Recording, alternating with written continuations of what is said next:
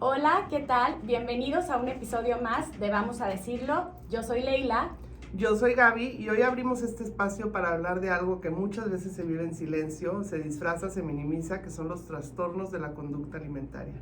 Queremos poner hoy sobre la mesa este tema que nos toca a todos de algún nivel y que pues conocemos siempre a alguien que ha pasado por esto, tal vez nosotros mismos lo hemos vivido en carne propia y ni lo sabemos, o incluso lo hemos normalizado en personas que conocemos, ¿no? Porque los TCA no siempre son como los imaginamos, no siempre son cuerpos extremadamente delgados los que tienen un TCA, un trastorno de la conducta alimentaria, ni personas que dejan de comer. Muchas veces detrás de estos hábitos que se convierten en, parecen saludables, son dietas extremas, miedo constante a engordar, una relación rota con la comida y pues esta parte de no escuchar nuestro cuerpo. Hoy queremos hablar con mucha honestidad, romper mitos de tanto daño, del daño que hacen estos trastornos y abrir un espacio de información y empatía para las personas que pasan o pasamos por esto. Porque entenderlo, lo que hay detrás de los TCA también ayuda a no juzgar, a acompañar mejor y sobre todo a vernos con más compasión. Entonces hoy en vamos a decirlo con la doctora Julia Rábago, que nos va a acompañar, guiar, informar y dar todo lo que necesitamos saber sobre esto. Así que qué mejor que nuestra súper invitada Julia Rábago, una mujer brillante y generosa con su conocimiento. Ella es médica endocrinóloga con un enfoque no pesocentrista y una trayectoria impresionante. Estudió medicina en la Universidad La Salle en Ciudad de México, con investigación en Washington University en San Luis, Missouri. Hizo su internado y especialidad en medicina interna en el Hospital ABC y más adelante se formó como endocrinóloga en el Centro Médico Nacional Siglo XXI del IMSS. Fue jefa del servicio de endocrinología en el Hospital General de Zona 18 del IMSS en Playa del Carmen entre 2011 y 2018. Es profesora de pregrado en la Universidad Anáhuac Cancún y actualmente dirige la clínica MD Playa. Ella está certificada en nutrición incluyente y aceptación corporal. Es miembro de la Sociedad Mexicana de Nutrición y Endocrinología, de The Endocrine Society, de ASDA y también cofundadora de Alicia y del proyecto de Construyendo Juntas. Además de todo esto, es mamá de 2 hijos, pianista, romántica de corazón y revolucionaria de mente. Bienvenida, Julia, gracias por estar aquí con nosotros. Muchísimas gracias a ustedes, antes que nada, Leila, Gaby, por abrirme este espacio, invitarme y permitir que hablemos de estos temas que a veces pueden ser como muy incómodos, creo yo, para muchas personas, pero creo que son, la incomodidad nos lleva también a entender y a florecer, ¿no?, en esto y poder generar ramas de ayuda hacia quienes necesitan escuchar este tipo de información, que en mi caso creo que es muy importante hacerlo porque yo todos los días en la consulta veo niñas desde 8 años hasta adultas desde 60, 70 años que viven con este tipo de trastornos que creemos que son propios de la adolescencia y no lo son. Exactamente, es lo que te iba a decir. Muchas veces decimos, solo le pasa a niñas, jovencitas, es una etapa, se le va a quitar, y no, o sea, es mucho más profundo que eso, ¿no? Dinos algunos datos importantes que creas que pueden ahí permear al público y darles a entender de qué estamos hablando y de qué se trata el TCA. Justo les traje 10 datos duros, ¿no? Tanto mundiales como de Ciudad de México, que están actualizados para 2023, porque creo que a partir de estos datos duros podemos enterarnos o entender la importancia de hablar de estos temas. Entonces, el primero, la prevalencia global de los trastornos de la conducta alimentaria es de más de 70 millones de personas a nivel mundial a partir de 2023. El aumento sostenido entre 2000 y 2020 de la incidencia global de TCA ha sido, el aumento que ha tenido es de casi un 40%. La mayoría de los trastornos de la conducta alimentaria comienzan entre los 12 y 25 años, pero cada vez hay más casos en niños y adultos.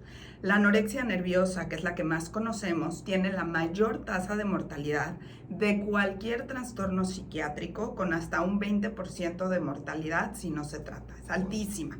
Más del 50% de los pacientes con TCAs presentan comorbilidades como depresión, ansiedad o trastornos de personalidad, y aproximadamente el 90% de los casos son diagnosticados en los hombres, aunque en las mujeres, aunque en los hombres normalmente están subdiagnosticados porque no se habla mucho de esto. bulimia y trastornos por atracón. Es el TCA más común a nivel mundial, con una prevalencia de un 3% en la población general, y los TCAs generan costos directos de más de 64,000 millones de dólares en servicios de salud.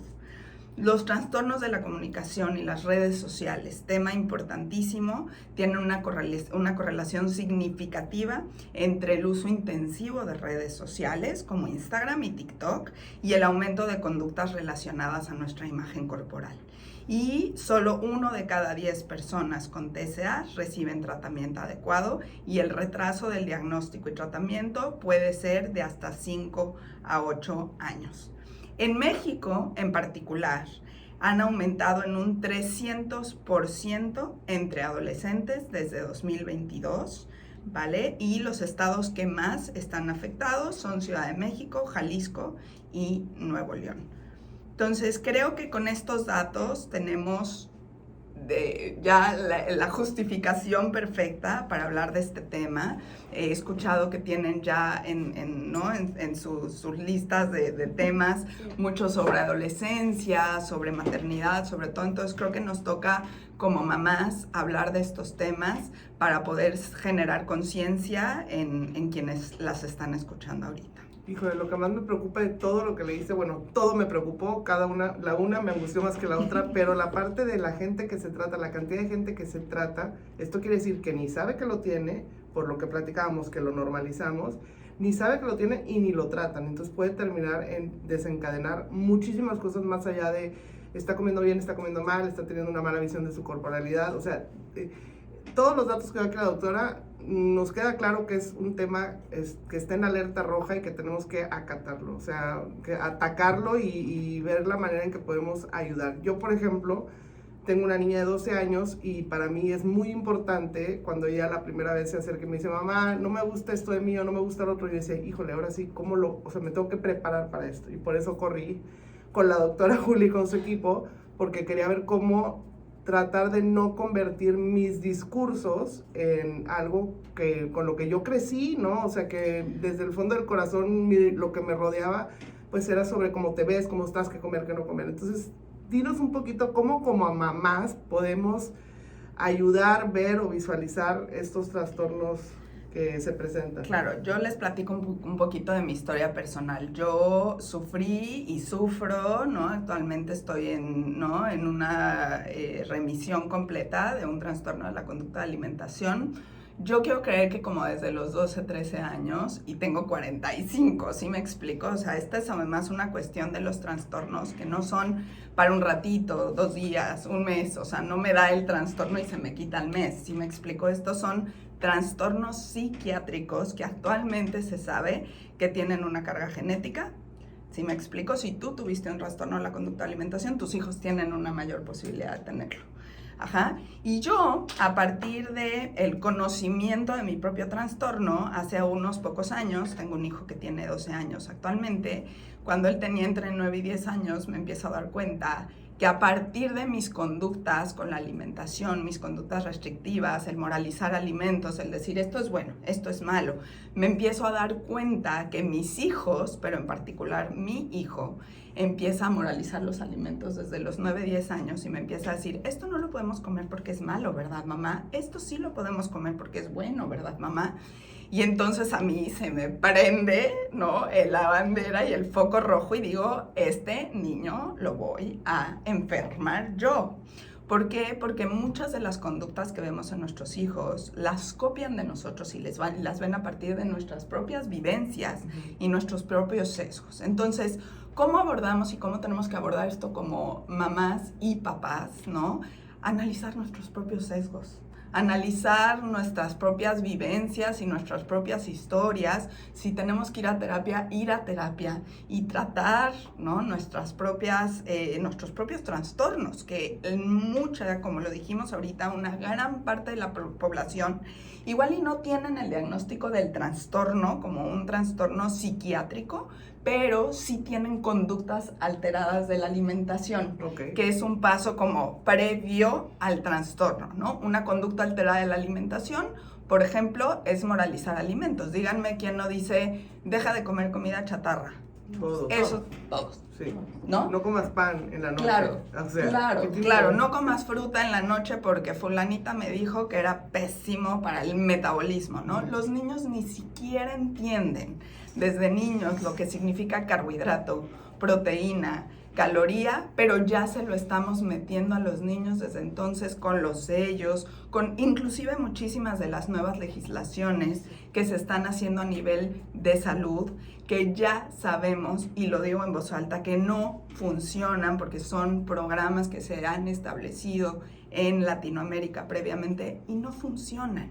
Es mucho mejor hablar con los niños de por qué la alimentación es importante para sus cuerpos, desde el nutrirnos, desde el alimento como algo social, familiar, como algo que nos puede dar un apapacho, un cariño, ¿no? Y no moralizar alimentos. Entonces, respondiendo a tu pregunta, mi Gaby, lo primero que tenemos que hacer es analizar nuestros propios sesgos y nuestras propias microviolencias que tenemos y que hemos tenido hacia nosotras mismas.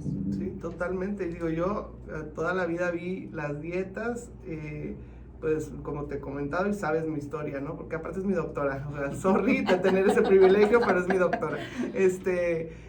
Hice todas las dietas porque así lo vi, porque así lo viví, porque así lo crecí, porque mi generación creció en onda de las dietas y la restricción. Entonces cuando tengo una hija dije, no, pues voy a ir a ver qué puedo hacer yo para no pasarle este chip y que sea algo más natural, ¿no? O sea, algo más normal, o sea, ponerle una neutralidad a la comida como caminar, respirar, no sé, eso lo aprendí con la doctora, ¿verdad? No crean que viene de mí. O sea, hacerlo como algo más natural, que la comida no fuera un tema, me explico, un tema aislado, exclusivo, que se toque mucho, ¿no? Entonces, que sea algo natural, que si te antoja lo hagas. Y decía, yo quiero eso, pero no lo tenía integrado, ¿no? No lo tenía integrado porque, pues, crecí de otra manera. No sé, Leila, que lo tiene No, es más que justo estaba pensando que este tema de las legislaciones y de los sellos, en mi caso, o sea, yo crecí comiendo cualquier cosa, lo que me podía comprar en la tiendita, lo que me daba mi mamá. Para mí, la verdad es que no fue un tema muy fuerte el estar preocupada por mi peso, nunca, hasta que llegué a la menopausia, pero bueno, esa es otra historia.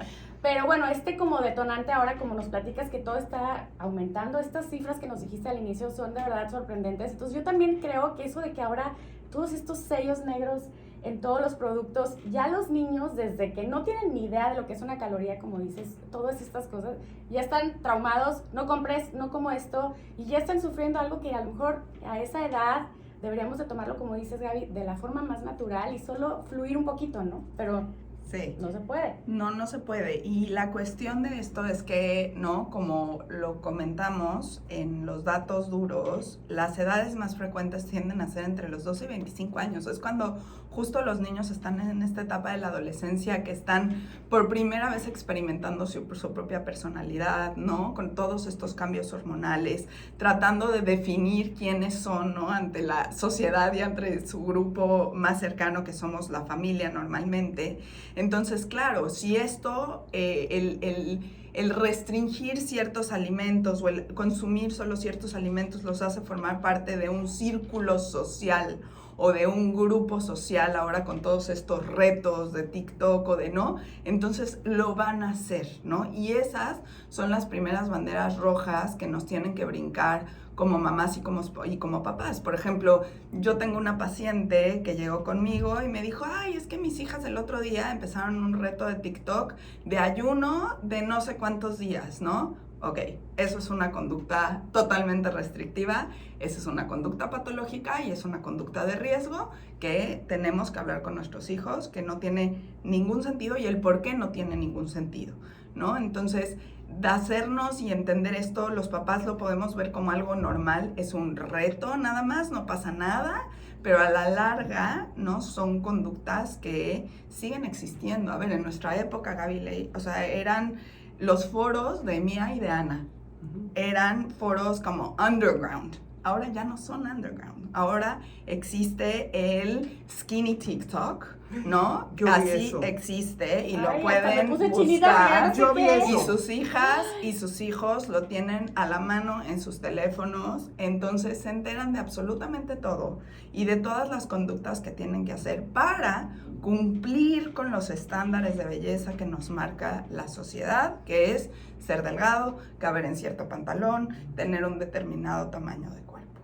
Esa es la cosa. O sea, me tiene traumada. Eso que dijiste, el otro día me lo topé. Esa es la que les grita para que no coman. Sí, hay miles. Ni Es lo, que hay ni miles. lo, ni lo busquen, Sí, pero bueno, hay miles. hay miles de... Esto es lo que a mí me tiene aterrada y por eso yo busqué la ayuda, porque yo estaba en la ignorancia. O sea, te estoy hablando hace 2 años. O sea, no crean que ya soy sabia. O sea, yo estaba en la ignorancia y entonces aprendí y dije, yo necesito por mi hija aprender, empoderarla, porque aparte está hermosa, mide 1,80 y tiene 12 años, ¿no? Entonces también su corporalidad no es una corporalidad, ¿cómo se dice? Que encaja en lo que una niña de 12 años tiene que tener. O sea, no, más bien, o sea, sí, igual y siendo una niña de 12 pero años con el promedio mexicano, exacto. O sea, si te vas a Noruega y es una niña completamente normal, Sí, pero exacto. los mexicanos que somos chaparros, entonces, no, pues como no. yo no tenía las herramientas, entonces yo dije, ¿qué voy a hacer con mi niño? Mi mamá lo hizo muy bien, ¿eh? Sin herramientas, yo fui muy segura de muchas cosas, en otras yo misma me creí mis inseguridades, pero, o sea, yo decía, yo necesito darle herramientas a esta niña que está en este mundo, como dices tú, que tiene que caber en una caja, y no cabe en su caja mi niña, mide 1,80, está guapísima, yo qué puedo decir, pero tuve que reaprender por ella, reaprender a yo misma respetar, yo misma juzgar, yo misma no querer encasillarme o encasillarla en esta corporalidad, pero hay mucha ignorancia de parte mía y de todos los que nos escuchan. Entonces, ¿cuáles son algunos de los, tú me dijeras, no, pues mira, yo diría red flag, esto, que, porque los papás ni saben, o sea, red flag, empezar con dietas restrictivas, red flag, o sea, ¿qué serían red flags que nos pusieran en alerta para reconocer un trastorno de la conducta alimentaria? Les voy a poner un ejemplo. Tengo otra paciente que llega conmigo desde hace como 2 o 3 años, me lleva a su hijo. Yo no veo niños, ojo, esto es, ¿no? Porque se han colado en mi consulta y me entero de estas cosas, pero llega a la consulta porque su niño tiene un cuerpo grande. Es gordo y a ella le conflictúa mucho que su hijo sea gordo porque lo van a molestar, lo van a bullear. Todas estas cuestiones de miedo vienen a partir de sus propios miedos, de la mamá. Cuando a mí me llevan un niño a la consulta, yo termino analizando a los papás porque normalmente todo lo que reflejan en sus hijos son miedos y cuestiones de ellos mismos, de los papás. Entonces, todo esto viene de ella y nada, el niño empieza un tratamiento porque además coincide con que tenía una cuestión hormonal, empezamos tratamiento y hace literalmente una semana me marca y me dice, estoy absolutamente preocupada porque mi hijo, de ser un niño gordo, grande, me dice ahora está adelgazando muchísimo y todo el tiempo se la quiere pasar haciendo ejercicio, ¿no? Y como no está conmigo todo el tiempo porque los papás están divorciados, no sé si come, no come, ¿no? Entonces no tenemos tampoco esta supervisión para saber qué onda. Entonces, un niño que está completamente obsesionado a los 12 años con hacer ejercicio todo el tiempo, red flag completamente, un niño que no es que no hagan ejercicio, pero no que vivan haciendo ejercicio todo el tiempo, un niño o niña que está obsesionado, repito, con moralizar alimentos, ¿no? Con que estos alimentos no los puedo comer y solo puedo consumir estos alimentos. Otra red flag, ¿no? Un niño que empieza a perder peso muy súbitamente cuando al contrario, o sea, los niños en la adolescencia pueden crecer, pueden estirarse, por supuesto que puede cambiar su corporalidad durante la adolescencia, pero si ya veníamos teniendo una tendencia y de la nada esa tendencia empieza a cambiar, es decir, a tener una disminución súbita de peso sin realmente una justificación aparente, hay que tener mucho cuidado y vigilar que ese niño no esté teniendo conductas restrictivas. Ay, Dios mío, pues bueno, atentas. Claro. Oye, y también, no sé si esto tenga mucho que ver con el tema, porque ahorita que dijiste que los niños en su crecimiento, es que nosotros, que analizas a los papás, es que de verdad que nosotros, y me incluyo, es que también somos detonantes. O sea, yo tengo uno de mis 3 hijos, yo tengo 3 hijos varones. Uno de ellos estaba muy chiquito y estaba muy chiquito. ¿Y qué hacía yo? Es que no creces, lo atormenté, vamos con el endocrinólogo todos los días hablando, Traumado. es que no crece, bueno, afortunadamente no sé qué chip traía él, que nos tiró a locos todo el tiempo y nos dijo, yo estoy bien, no necesito nada. Y yo, es que en 5 años me vas a decir, ¿por qué no me diste un tratamiento? Y no sé qué. Mamá, tranquila, estoy bien. Y ahorita tiene una estatura promedio. Entonces yo me acuerdo de esos momentos y días en que yo decía, es que está muy chiquito, es que lo va a rebasar el más chiquito, y me doy cuenta cómo nosotros como papás de verdad no nos controlamos, o sea, ¿Estamos desatados? ¿Qué es esto? O sea, la red flag aquí la traigo. Dios mío santo. Creo que las preocupaciones de los papás son inherentes y son totalmente válidas y reales, porque al final son las personitas que más, ¿no?, queremos en el mundo y que más nos interesa y que queremos acompañar en estos procesos de desarrollo. Pero al final, repito, si no estamos analizando nuestros propios sesgos, nuestras propias creencias y de dónde vienen esas creencias, efectivamente esas creencias las podemos seguir pasando transgeneracionalmente, y ahí es donde no nos sentamos a darnos cuenta de que, claro, eso lo estoy pasando yo a mi hijo porque a mí me conflictó cuando yo era niño, ¿no? Sí, totalmente. O sea, somos los que nos tenemos que educar, somos nosotros, porque la verdad, digo, a mí me cuesta mucho trabajo aceptar a mis 45 años que mido 1.80 y a veces me incomoda medir 1.80, y eso que tengo seguridad, digamos, entre comillas, para los que no están viendo, me conflictúa a veces me siento incómoda, a veces no me gusta, y bueno, mi corporalidad también es grande, sobre todo los últimos 4 años he subido mucho de peso y me cuesta mucho trabajo por cuestiones médicas y tal cual, pero bueno, y me cuesta mucho trabajo estar así, y entonces, aunque tengo la información, y aunque conozco la información, y aunque sé que haciendo lo que hago, estoy haciendo lo mejor que puedo todos los días, habrá gente que diga, no es suficiente, no, deberías de ser más. Entonces, quieres o no, pues sí te conflictúa, y sí a veces dices, ¿y si me inyecto Ozempic? ¿Y si me meto la Mounjaro? Pero mi doctor aquí dice que no puedo por mi condición, ¿no? Entonces, bueno, pero eso quiero hablar de ese chisme. Bueno, pero tú porque le haces caso a tu doctora, porque todo el mundo se lo está inyectando.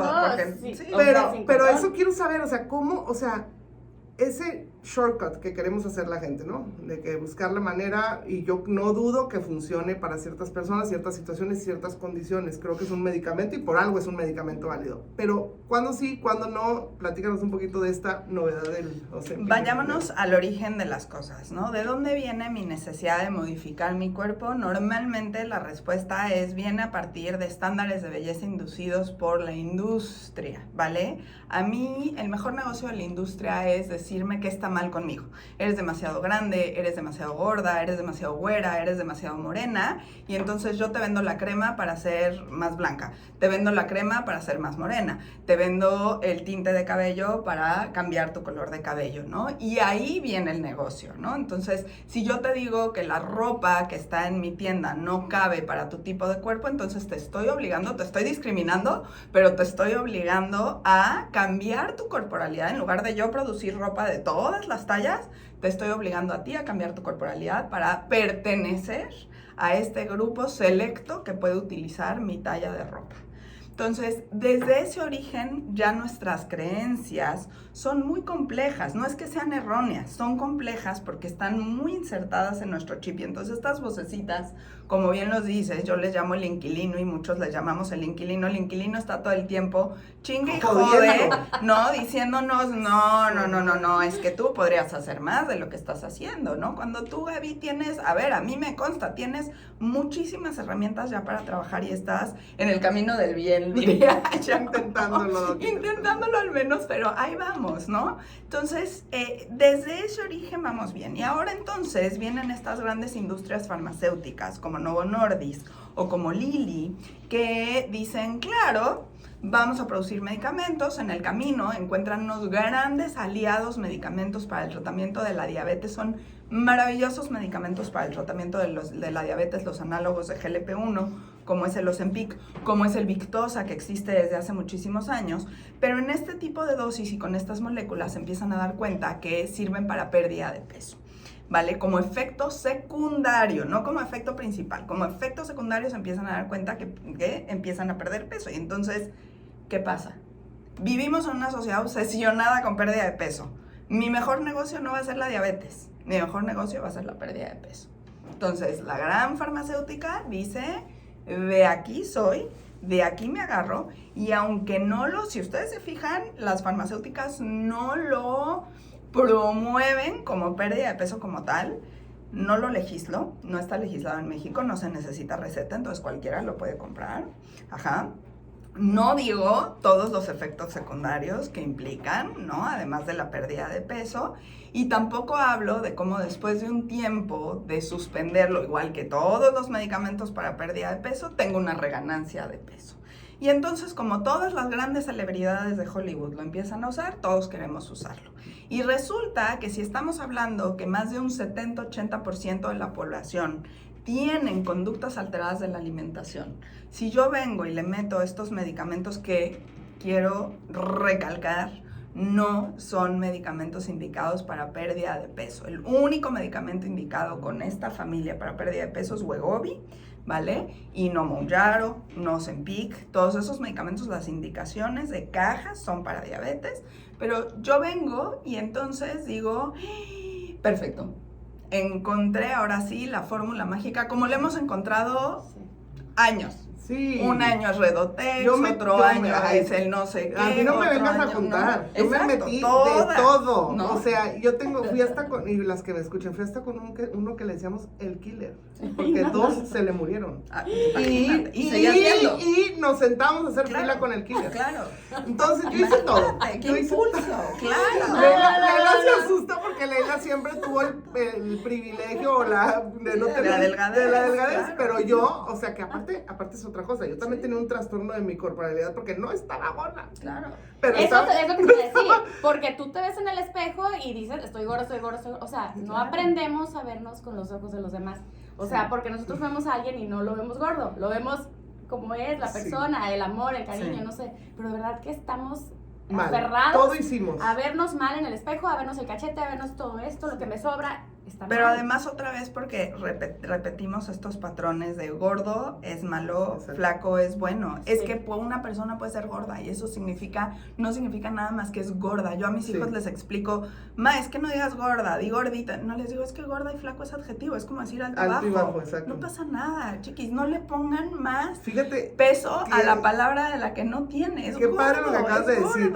Listo. Es listo. Qué padre lo que acabas de decir porque, fíjate, pasa también con alto y chaparro. Tú no le puedes decir a una persona eres un chaparro. O sea, es un insulto. Pero sí le puedes decir a una persona, ay, qué alta. Chiquitito. Entonces mi hija me dice, estoy harta. Le dije, sí, mijita, porque en este mundo que vivimos, alto es bien y chaparro es mal. Totalmente. Pero está buenísimo. Eso está muy bueno. Aprenda, entonces, por favor. Claro, no me viste cómo me volví loca porque mi hijo estaba chaparro. Exacto. Ahí están, ¿no? Entonces, el problema de estos medicamentos, regresando un poquito a lo de trastornos de la conducta de alimentación, es que estos medicamentos por sí solos generan un estímulo a nivel del centro de saciedad, a nivel de sistemas nerviosos centrales. ¿Qué significa esto? En redes lo van a encontrar como que quita el ruido, the food noise, le dicen, el ruido de la comida, como si literalmente se te quita el impulso de estar comiendo. Entonces, ¿qué te genera? Un estado anorexigénico, un estado en el que puedes restringir alimentos y no te va a pasar nada porque el cuerpo no te los está pidiendo. El problema es que el principal riesgo para desencadenar un trastorno de la conducta de alimentación, si ya traías la genética, si ya traías las conductas alteradas de la alimentación, si ya traías una dismorfia corporal en la que te ves al espejo como Gaby y entonces no me veo como yo me quisiera ver, ¿no? O como creo que me debería ver, ¿no? Y agregado le sumo medicamentos que me hacen perder completamente la sensación de hambre, desencadenó por completo un trastorno de la conducta de alimentación. Y el problema es que como sociedad lo normalizamos. Ay, estoy haciendo ayuno prolongado de 25 horas. ¿What?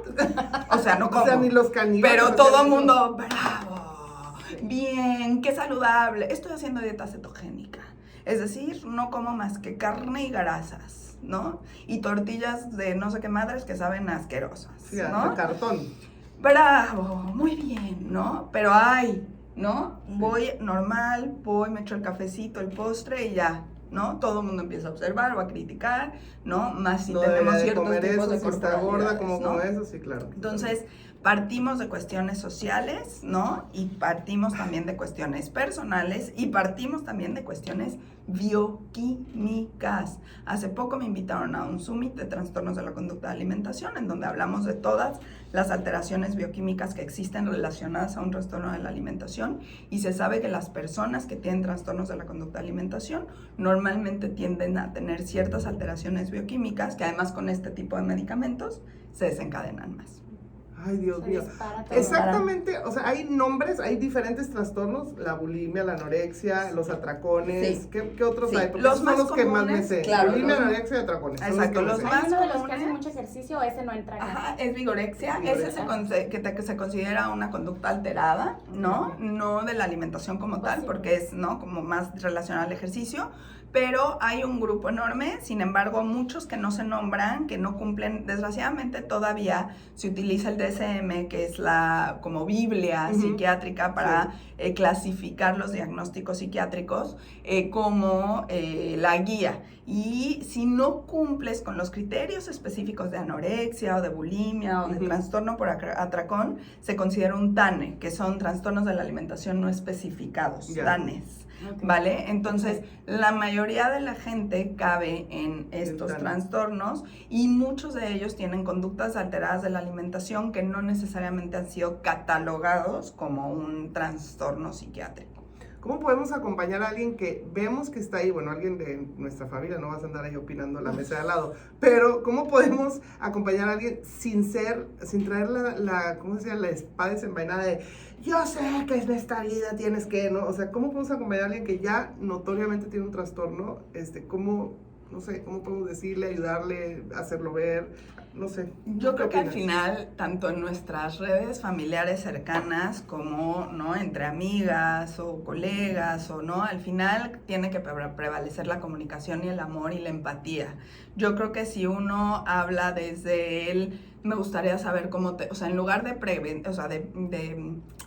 clasificarlo o de señalarlo, decir, como leímos en los datos, ¿no? Muchos de ellos vienen acompañados de depresión, ansiedad, de algunas otras cuestiones. Entonces, si yo te pregunto a ti, Gaby, o tú le preguntas a tu hija, ¿cómo te estás sintiendo? ¿Estás contenta, triste? Este reto que estás haciendo, ¿cómo te hace sentir? Claro. ¿No? Y entonces empezamos a preguntarles a nuestras gentes qué emociones les generan esto o cómo se están sintiendo emocionalmente. Creo que de ahí podemos entender, porque si al final tu hijo te dice estoy triste porque se la pasan señalando mi estatura y es algo que a mí no me gusta y me hace sentirme triste, entonces tú puedes entender que el problema no es su estatura, el problema es que los grupos que están alrededor de ella le están haciendo sentir que no está formando parte porque es diferente a ellos. Entonces el problema no es tu hija, el problema es lo que está alrededor, pero tu hija tiene la tristeza o tiene la depresión y entonces tú le puedes dar a ella las herramientas para, ¿no? O hablarlo con quien tenga o simplemente entender que el espacio de su casa es un espacio seguro para hablar de esto y que no tiene que hacer ningún tipo de cambio para ser validada y aceptada en donde realmente se le quiere como es, ¿no? Sí, yo creo que siempre he creído eso, que el coaching personal con los hijos emocional es lo que los va a sacar adelante y creo que es lo que nos ha funcionado. O sea, Malú hoy en día es una niña, pues yo siento que es una niña muy segura, muy feliz, muy a gusto, pero bueno, como todos, tienen a veces sus ratos que mamá eso, mamá lo otro, pero nada, o sea, qué importante saber escuchar y validar las emociones de cualquier tipo de persona, hijo, amigo, familiar que está pasando por un momento emocional, porque como dices, se detona de emociones, ¿no? Este trastorno se detona de algo emocional. Totalmente. Yo al final, les cuento el final de la historia, de mi historia personal. Yo al final terminé hablando con mi hijo de 10 años y platicándole, mamá, yo, Julia, tengo un trastorno de la conducta de alimentación, Diego, y esto significa esto y esto y esto y esto, y a partir de mañana voy a empezar a tomar terapia, yo, dirigida a esto, pero también me encantaría que tú fueras con una psicóloga de emociones, para que tú, fuera de lo que hablamos en casa, también tengas el espacio personal con alguien ajeno también a mamá y papá, en el que tú puedas exponer qué te hace sentir o cómo te sientes y que ella solita te vaya dando herramientas. Y eso nos funcionó fenomenal. O sea, mi hijo a la fecha, imagínate que es un niño que le da lo mismo, come de todo, ya no habla con el lenguaje de calorías, ¿no? Y lo veo con un mucho mejor manejo emocional porque era un niño que además de fondo traía mucha ansiedad y no nos habíamos dado cuenta. Y esa ansiedad, ¿cómo la reflejaba? Con el claro, estoy ansioso y además mi mamá me está diciendo que este alimento no es bueno y además me está diciendo que si como mucho de esto me va a pasar algo, ¿no? Y entonces yo lo que hacía era alimentarle su ansiedad en lugar de entenderla. Claro. Claro. ¿No? Ay, ya sé, es que de verdad es fuerte. O sea, yo cuando empecé con todos estos cambios hormonales, porque sí, yo tuve 3 embarazos, subí de peso, me costaba recuperarme, pero no estaba yo clavada con recuperarme, la verdad es que el tiempo poco a poco me iba recuperando, pero ya estos últimos 3, 4 años que me estaba acercando a mis 50 que acabo de cumplir, Feliz cumpleaños. gracias. Estos últimos 3, 4 años han sido, o sea, sub y baja, desconozco mi cuerpo, no me queda nada, entonces de repente sí tuve un día de descontrol, de que dije, es que no me queda nada, ¿qué hago? Dios mío, lloras, no sabes qué hacer, y de repente me dice mi esposo, bueno, ¿y a ti quién te dijo que tienes que estar flaca? O sea, ve y cómprate una talla más, la que te sirve, ponte lo que te queda y déjate de estar estresada, ¿no? Y yo, ay, sí, tú lo dices muy fácil, pero luego me quedé pensando, pues sí es cierto, o sea, ¿dónde dice? ¿Por qué traemos esa? Y es que yo me quiero poner mi vestido de novia para celebrar mis 25 años de casado. ¿Cómo? O sea, pesabas nada. ¿Qué te pasa? Entonces, ¿por qué ese aferrarnos a un peso, a una silueta? Ay, no. Y me queda claro que es muy de nosotras, porque, Sí. o sea, yo sé comprar la talla que sigue, bueno, Claro. o sea... Es que esa es la cuestión, ¿no? felicidad. ¿Por qué no somos como los niños? Listo, tienes 8 años, ya no te cabe la ropa de 8, creciste, te queda la de 10, le compras la de 10, cambias el closet completo y le compras de nuevo la ropa, ¿no? Cuando tienes la posibilidad y el privilegio de hacerlo.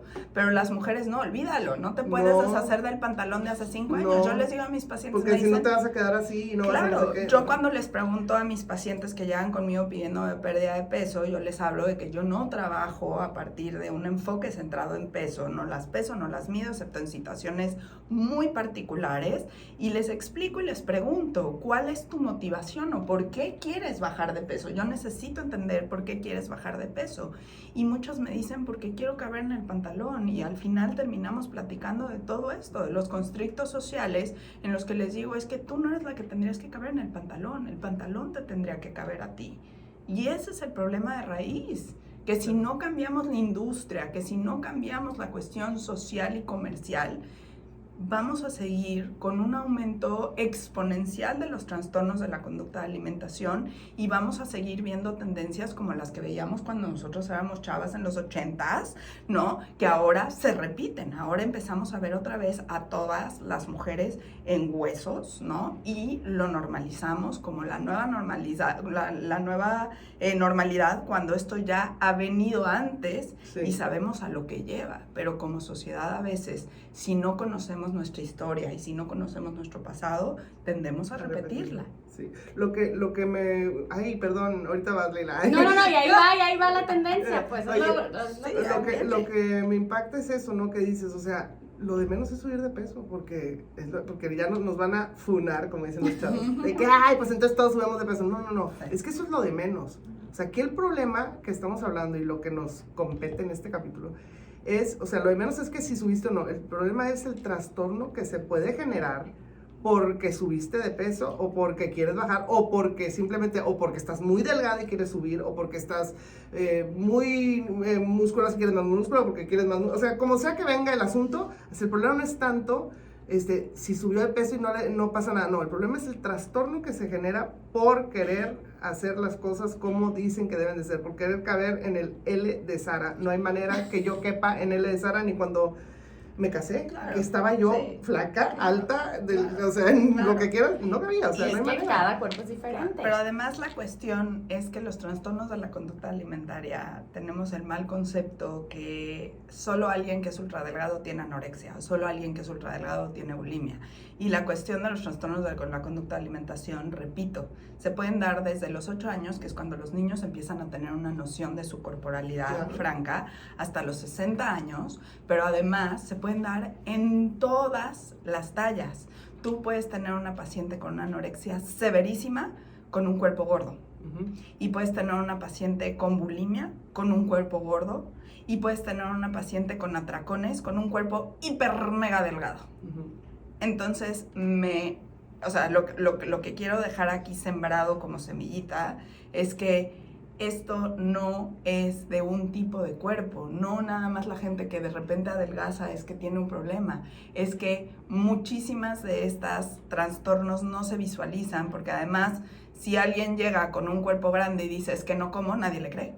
No, claro. Nadie le cree y nadie le va a interrogar si tiene una anorexia y nadie lo va a incluir dentro de la historia clínica y nadie lo va a tomar en cuenta, y eso es discriminación, y eso es sesgo, y eso es falta de ética médica y gordofobia, porque no estamos atacando los trastornos de la conducta de alimentación que se presentan en cuerpos grandes. Exacto. Y esto es un riesgo de salud, de suicidio, de depresión, de todo. Ay, Dios mío, pues ahí les dejamos un poquito de información, embarrada. bastantita información para procesar y para comprender y para, pues nada, ver las red flags, como dijimos, y poder ayudar a los que nos rodean y a nosotros mismos, siempre buscar la manera de estar tranquilos y felices con el cuerpo que hoy tenemos, que es el que pues está y con el que tenemos que disfrutar y tratar de hacer todo lo que podemos, aunque creamos que no podemos, Sí. en el cuerpo que estemos. Así es, agradecer, ¿no? También, bueno, encantadas de haberte tenido aquí, Julia, de verdad. Y ahora queremos saber dónde te seguimos, dónde vemos todas pues todo esto que nos estás platicando, que la verdad es súper aprendizaje. Estoy en Instagram como @endocrinoplaya, esa es mi principal fuente de información, ahí me pueden seguir, a veces no publico tanto como puedo porque tengo demasiada chamba, además de la chamba de mamá que tengo que hacer, pero trato de meter información o inclusive compartir información de colegas que trabajan en este tipo de cosas y que hacen muchísimo tipo de contenido, entonces bueno, por ahí me pueden seguir y estoy a la orden. Es y famosa, bueno, Es taquillera y famosa, síganla. un gustazo, les agradezco en serio enormemente, gracias por haber aceptado tocar estos temas. Para mí es algo muy importante, no únicamente por mi historia personal, sino porque creo que sembrando estas semillitas de conciencia es la única forma en la que podemos nombrar las cosas y hacerlas visibles y palpables. Muchas gracias, Doc. Así Muchas es. gracias. Tal cual. Pues muchas gracias a todos por escucharnos. Nos vemos dentro de 2 semanas y vamos a decirlo. Vamos a decirlo. Bye. Ay, gracias, Doc.